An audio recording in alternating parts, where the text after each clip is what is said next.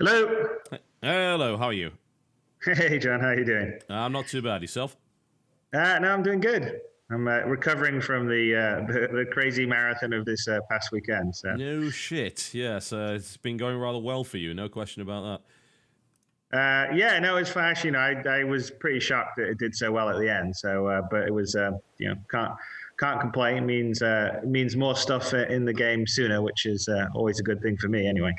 that. Yep, indeed. And I've pretty much exhausted my playthroughs of the X series, so I'm awaiting this You game with ready? bated breath.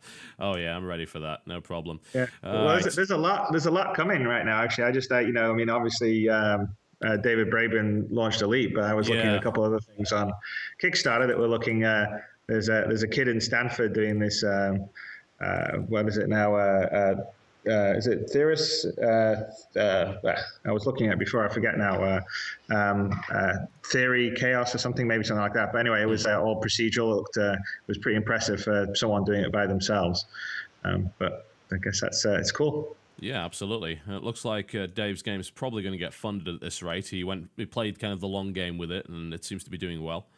So it Yeah, should, no, should get no, where it needs to be. he'll definitely get there because there's always there's a big uptick. I Yeah. think thing with the way these campaigns seem to work, as far as I can tell, is that when it's a shorter period, it sort of gets compressed. But there's always this dead period in the middle of your of any sort of campaign. Like in ours, there was a dead People, period. yeah, they wait and see.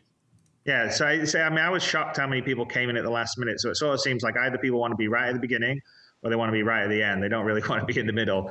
And there's people that like wait till the end because they want to be, the last person or something. Yeah. So I mean, there's other people that just said, hey, this is an opportunity for me to pre-order a game that's definitely now going to come out. The uncertainty's disappeared.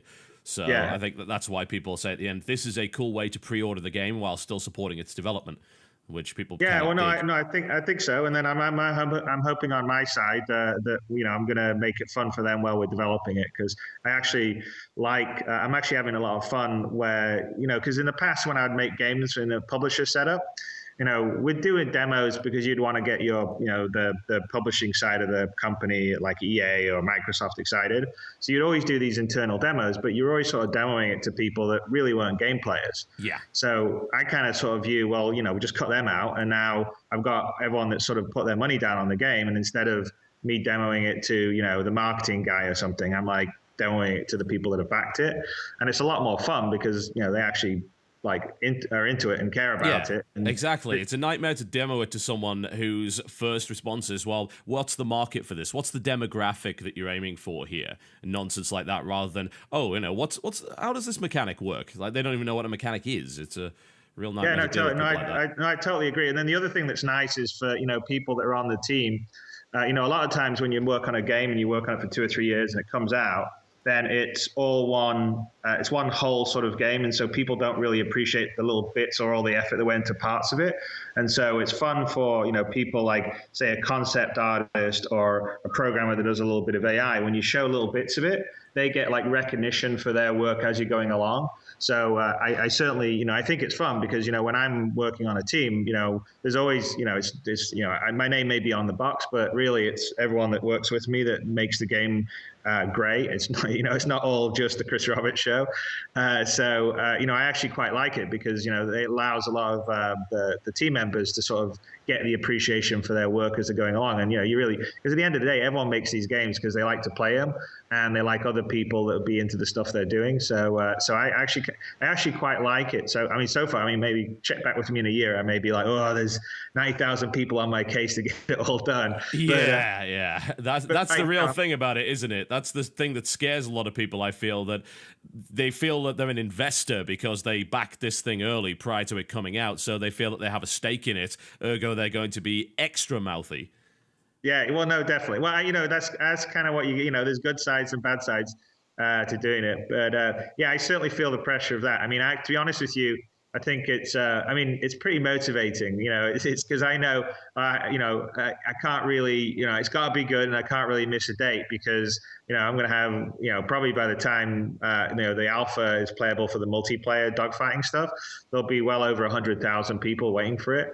And that's a lot of angry people. So you sort of feel like, oh, all right, better make it good, better have it come out and go from there. So But I have to say it's been a lot of work, but it's been a lot of fun.